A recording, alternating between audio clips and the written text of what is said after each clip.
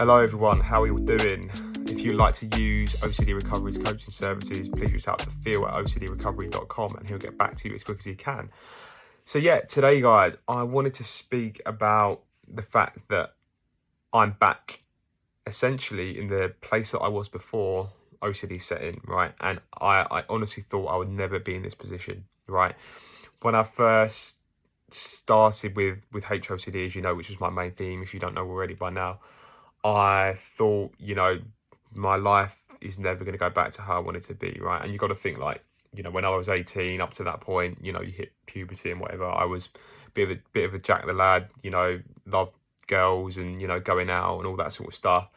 And then also all of a sudden HOC sets in, and you completely your world turns completely upside down, right? You think that you've changed suddenly in the moment. The person that you thought you was completely goes out the window. You think, or you become in that moment, this person that you never thought you could be. Very alien, very scary. It's a completely different situation. All that you've known, right, in terms of who you are. The beliefs that you hold about yourself, who you know yourself to be, that just goes out of the window. And I remember when HOCD latched for me, and yeah, all of that just went out of the window, and I thought, fucking hell, like what has happened to me? How can I have gone from that state to where I was, right? And all of a sudden you're just so uncertain about yourself, not just with the HOCD sense, in life in general, fear of rejection, no confidence, second guessing everything, rumination, compulsions, all the stuff that comes with OCD. Did I find this person attractive? Did I walk past them and stare at them in the street too long? Did I find that girl unattractive who I just walked past? Does that mean that I'm homosexual? All of that is going on. And those feelings of, I don't want to say false attraction because it can be reassurance, but those feelings of attraction towards a sex that you don't want just feel so utterly convincing, so real, that there's no leeway around that. That is the core essence of you, that there's no way that you're ever going to go back to the person who you thought you was. And it would do crazy things, whatever theme it is, HOCD, ROCD, harm OCD, whatever it is. In my theme, HOCD, right, it just got to the point where I was just utterly convinced that I was attracted to my friend, right? And I do love my friend, right, but he's not the best looking guy. And it still makes you feel utterly convinced that you are. I'd avoid him. Even with my parents as well, I was literally like that close to coming out to them, because it just feels so real. And you think, like, in that situation, it's almost reassurance in a way, I guess, but it's like the pressure valve needs to be released, and you want to do that, and OCD will manifest in those different ways. I've got to come out to my family, I've got to start dating the sex that I don't want to date. I'm not finding any sexual intimacy with the sex that I want pleasurable anymore. Checking on adult content websites, do I find this attractive? Do I find that attractive? Trying to get reassurance that you don't find that particular thing attractive. All of that is just going on in HOCD, and your confidence just gets to the floor. I remember with me, I would just think I was living a lie constantly, right? So I'd be with friends and family, and all I could think about, misted glass, was, are they seeing me looking at a guy and thinking that I'm gay? That was all that was going on anytime I was with somebody, right? And I completely overlook what they were saying, or completely not be able to take in what they were saying, because I was so fixated on, what if they see me looking at a guy? What if they think I'm gay? Right? And I did that over and over again, right? And of course it didn't lift, because it's just a compulsive exposure, and I had to look at the beliefs as well, right? And it's like, me going about my day, I found it so hard to like just look at a guy, because I thought, if I look at him and get that feeling that comes in, that means I'm going to be attracted to him. So I'd often look at the ground, I'd avoid busy places, just stay at home all the time, and I was just completely disheveled, right? Confidence goes out the window, especially with the opposite sex, because you think, I'm living a lie, I don't even find that attractive anymore. My libido and confidence is on the floor, and I think, that's not what I want. I'd look at a woman and just feel nothing. I'd even feel anxious for not feeling those feelings, right? And then I'd chase those feelings constantly, and then because I tried to chase those feelings, it would pull away, and then OCD would just have the upper hand and keep me stuck. And all of that was just going on you know, just I didn't go on a date for 6 or 7 years just because I was waiting for that answer. It's like I was waiting for that train that just doesn't arrive, which is the phrase that I've coined. But yeah, you have to cultivate those things, you know, even when you are uncertain. What I've found out now anyway, even if you're uncertain, you know, HOCD, ROCD, not compulsively, but you need to go towards that thing that you think you'd be doing if OCD wasn't a thing, right? You need to try and cultivate that, because, you know, we act the way we feel the way we act, and think the way we feel. And that's a good phrase by Albert Ellis. You know, we have to try and cultivate that, you know, not compulsively, but the probabilities and the chances are that if you do go towards the things that you want, you know, that's going to give you a great probability of recovering, rather than sat at home doing compulsions and having really bad life structure like me, watching Netflix and watching adult content all day, and, you know, just eating rubbish because I had no energy and I was just so scared of the worst case scenario, right? So yeah, it was a really, really tough journey for me. You know, I had hospital visits, I had troubles with my heartbeat because my heart was just beating so fast and erratically. I had, like, you know, tachycardias all the time. I had to go in hospital for a night just to double check there was nothing wrong, but it was literally like every other beat because I was so panicked. I was so on the floor. I was so nervous. You know, the chronic anxiety, you know, the biting anxiety really clenches in your chest, right? And I just did everything I could to get rid of it. You know, I'd be going about my day, thinking, all I could be thinking about was, how do I get rid of this anxiety? How do I get rid of this anxiety? You know, I could barely focus at work. You know, I got laid off a couple of times because I just couldn't focus. Like, my output was so bad. And I just had to just lean into that, really. You know, when you're at work and the anxiety is very high, you're not going to not be distracted by it, right? You are going to be distracted by it. So you still just have to do the best that you can, right? But for me, it was just so high, and I just found it really difficult. So got laid off a couple of times. I remember I had moments where I would, you know, I'd get triggers and I'd vomit. You know, I had that in the gym a couple of times, you know, with HOCD, so I'd avoid the gym at times as well. I had it on, like, flights home. You know, I had it when I come out of the hypnotherapy centre. When in London, I paid for some top hypnotherapy, right, because I wanted a quick fix. And I remember I was walking back and I got a really strong trigger. And I remember thinking, you know, I was sick as well down a side road in London, and I was thinking, you know, I've just paid all of this money, and I'm still not better. And it was just desperate. You know, I remember the times when I was sat in a room in Harley Street, and it was just like a tape being played just to try and make me access the subconscious mind. And I remember thinking, like, trying so hard to feel calm and, you know, not to be anxious. But, you know, of course, that's just going to make it even worse, because you're just going to feel even more anxious the more you try, right? And I remember sat there, you know, is this working? Is this working? Am I gonna be? Is my brain gonna be corrected in many ways? And it was just so hard, you know, and it was desperate. You know, I just don't know how I ever went through all that. It was so hard. Like, you know, the anxiety, just the sheer uncertainty every day. It's like you're trying to chase this answer. It's like almost there's a mousetrap and there's a bit of cheese in there, and you think, yeah, you're going to get the cheese, but you try and do it, and OCD will just trap you, and it will move on to the next thing, and move on to the next experience. Then it'll go through the past, and then it'll go through the present, and then, oh, did you look at that person for too long? Oh, did you enjoy that when you had that with a girl? Did that gut feeling come when you looked at that guy in the eye? You know, all of that stuff is just going on, and you're trying to solve and fix the whole day, and your whole mind is consumed with that, and nothing else feels important. You know, your job doesn't feel important, you know, your family doesn't feel important, your health doesn't really feel important as well, because all you're thinking about is, how am I going to recover? How am I going to get myself out of this, right? And it's relentless. It really is relentless. You know, your brain, your body is just bombarding you with thoughts, sensations, completely random. Even like a bit of light might trigger you, even something in the environment, even a word, even intrusive thought. You're just constantly on edge, right? It's almost like you're sat on a plane and your body is just bolted forward, ready for the plane to crash, right? And I remember as well, like, wherever I'd be, on a train or anywhere, like, my leg would just be tapping like that. I'd just be so sort of high anxiety, just so on edge. And just, yeah, the uncertainty as well, especially with the exposures. You know, do I look at everybody that I see? Do I avoid, am I avoiding? Does that mean that if I avoid looking at someone that I'm reinforcing it? And, it looked really weird sometimes. Sometimes I'd be walking down the street and I'd be trying to look at everybody like that. You can imagine how weird that looked, right? And, even in the gym with the row of treadmills, I'll be on the gym, but I'd be looking around like that way, just trying to look at everybody, right? And it was so obsessive, but I was just so consumed with trying to overcome the anxiety, that was all that I wanted to do, and I couldn't really give that up. And when Robin, Moment, and Nick told me to say you just got to live normally, I found that really hard to give up because I thought I was avoiding.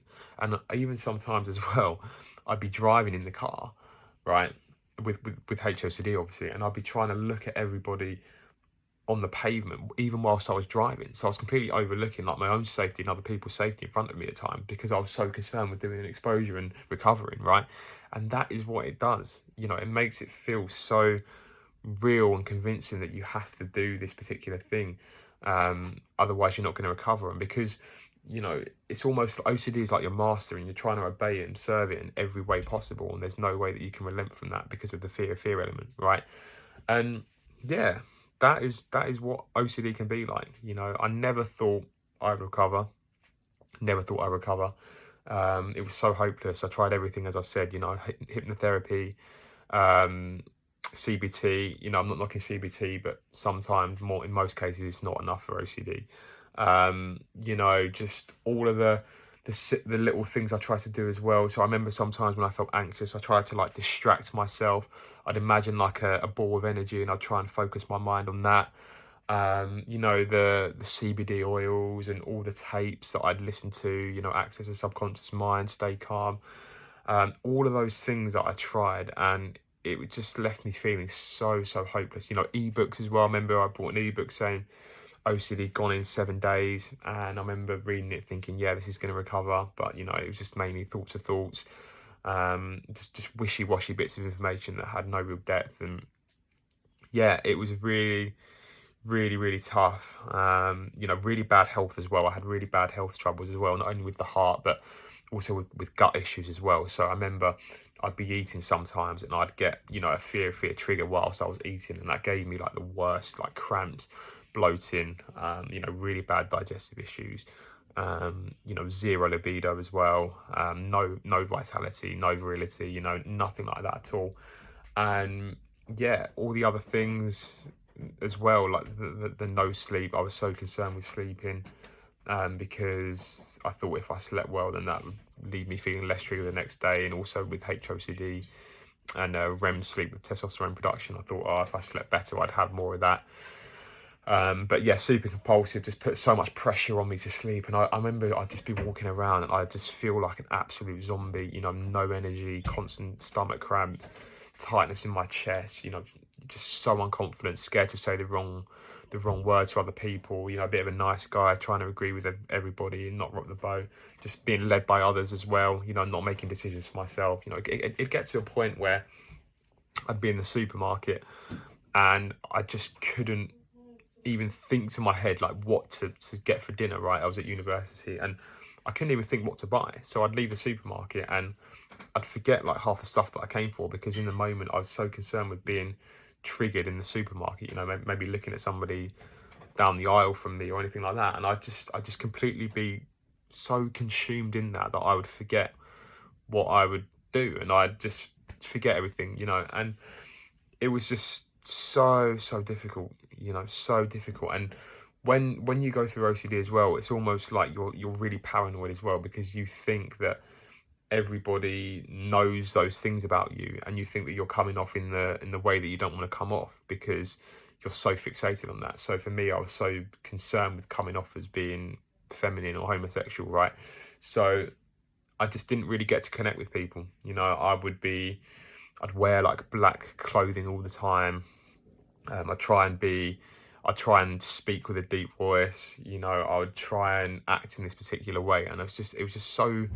I was so concerned with that. How did I look? Did my hair look like stoic, I suppose, and not too eccentric? My clothes, like I said, all of those things. And I remember I'd try and eat like, when I could eat, I'd try and eat like steak and eggs and all that stuff, just to try and come across as more masculine. But again, just completely compulsive, and like my whole life was being governed by that. And I never thought I'd be able to get to a position where I am now.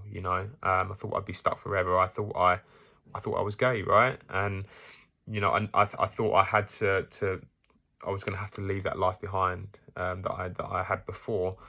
But luckily enough, I put the work in, and the rest is history, as they say. But it's like I never thought I'd be in this position now where I am. Helping other people with OCD, having gone through what I went through. My life looks similar to, or well, completely the same as it did before it set in. Dating, having those experiences with the sex that I want, working hard, all of these things. And I just couldn't see how I'd get there. I really, really couldn't, but it took a lot of work. It took me about 2.5 years. Obviously, everybody's going to be different, but it took me 2.5 years, consistent work, consistent reading, belief work, dropping my compulsions. I was so bad for compulsions, right? I would double check my sexuality sometimes, numerous times a day, right? I'd be in college, right? And I'd get a trigger. Maybe I looked at someone in the classroom and I'd say, sorry, teacher, I need to go to the bathroom, because I felt so triggered. And I'd check on my phone, a bit of adult content, that I was still attracted to that. And that would happen all the time, all throughout college and university. I'd be like, where it was, in the cafe, in the library, in a lecture hall, I'd do that, multiple times, because I was so stuck. And I had to give that up, because it wasn't getting me anywhere. I had to give up those compulsions. I had to treat it like my life depended on it. The avoidance behaviours too, not going on dates. I remember when I went on my first date after about 7 years, and I just felt so anxious. I literally felt so nauseated. I had to go to the bathroom, because it just felt so alien to me, and I just felt so consumed and scared. But I had to just take the leap, because it was either that or just stay where I was for the rest of my life, right? So I had to do that, making sure the life structure was good, dating, getting back to work, exercising, trying to prioritize my health a bit more, because my body was in a bad way, with my heart and with my stomach issues and all those different things. I had to really put a focus on my health, and just getting back into the world, trying to build up my confidence again, saying hello to the barista, trying to have chats with people, taking back my life in many ways, saying no, doing what I wanted to do, putting myself first, and feeling a bit selfish for a change. That's not to say I didn't listen to other people or help other people, but OCD will make it feel like that you have to put yourself second to some people because of the fear of rejection element, right? All those different things that I did, gradually getting my confidence back, energy started to come back, the anxiety gradually started to lift, and there was points where I knew all the information and I knew all the belief work, but I still felt anxious, right? And that was when the deeper level of acceptance needed to come in, right? That was when I had to truly not see the anxiety as like a separate part of my life, but part of me, like not something to be rid of, but something to really live with, and gradually accepting that over time, and not compartmentalizing that in a different place, because if you do that with anxiety, if that is what you're trying to do, then that's just not going to work. You have to see it as something that you have, drop the expectation of it changing, and really work on accepting that on a deeper level. And that really came in the latter stages of the OCD. Fear tends to be the last thing to go. The core fears and the main theme will tend to be the first things that go, but then after that, all the anxiety and the heightened nerves that you have, that takes a little while to finish, and that was very much the case with me. So all those different things I had to do, really was a process. I had some really, really tough times, the false dawns as well. I remember there was a time when I was about 6 months into the journey, and I had a bit of a false dawn for a couple of weeks, and I thought, I've done it, I've recovered. I was out in, I think, Birmingham in the UK with my friends, and I thought, this is a high life, I'm recovered. And then bang, all of a sudden it comes back in, and it brings you back to reality, and just the waxing and waning. Like I said, some days were good, some days were bad. Some days I thought I was back to square one, and I thought, God, what do I do now? I'm so stuck. Have I really made any progress? And you just second guess yourself. Is this working? You might say to your coach, hey, like this just isn't working for me. I need a change of plan. I need a change of attack, right? All of that obviously happened. That's just part and parcel of the journey. It's never linear. That was what I had to put up with. And obviously there's so many other things as well that I've not really touched on, but it really is possible to recover. You know, I never thought I'd be in this position where I am now. It took a lot of grit, a lot of determination, a lot of soul searching, you know, a lot of hard work, you know. There were some nights when I go to dispute and it just felt like nothing was going in, right? I'd have a long day. I was really busy, you know, back working again, and all the things that happen in life because it's busy. And sometimes I just have to carve out, you know, 5 or 10 minutes in the day in order to do the beliefs and do the reading. And I had to just stay consistent with it, you know, not compulsively, sure, but you know, I had to just keep going because I didn't want to spend my life feeling anxious. You know, I didn't want to spend my heyday feeling anxious. You know, like Rob said, if you don't put the work in now, it's akin to living in 1306 when people didn't have the chance to recover. And you know, I think that's a pretty sobering statement. You know, there really is the opportunity. It's going to take a lot of, you know, trial and error as well. You know, but you just have to hang in there. You have to keep going, and that life that was around before OCD, that life is possible. You know, it really is. I can't highlight that enough. I never thought it was, but it is, and you can get there day by day. Don't look up at the mountain too much. Just take it as it comes. Take it day by day. You know, the next trigger, even trigger by trigger, even moment by moment. You know, take it like that, and yeah, think about the lessons that OCD will teach you. They're not just lessons for OCD, they're lessons for life too. You know, the rational beliefs, you know, the shame attacks, you know, just being more rational in general, right? Just bringing down the extreme emotions in general, okay? And you'll find that as you recover, you know, the trivial problems in life, you're able to absorb those a lot more quickly because you got acceptance, right? Acceptance will help to diffuse that. And yeah, it's just much more of a robust nature that you're living on. It's a robust foundation that you feel confident in tackling the different challenges of life. You know, if anything sort of happens in my life now, anything that I might not have been able to deal with before, it becomes a lot more manageable because you know that you've been through far worse, right? And you sort of use OCD as a barometer. Yeah, I've been through the worst hell that a person can go through. Is this problem that I'm experiencing in my life now, is that really so bad? Well, likely not. So yeah, think of it as a journey. You know, it's never just about recovering from OCD. It's about all the things that you're going to learn from too. So yeah, I think that's enough for this video, just to let you know there's so much hope out there. Just keep going day by day and you can get there.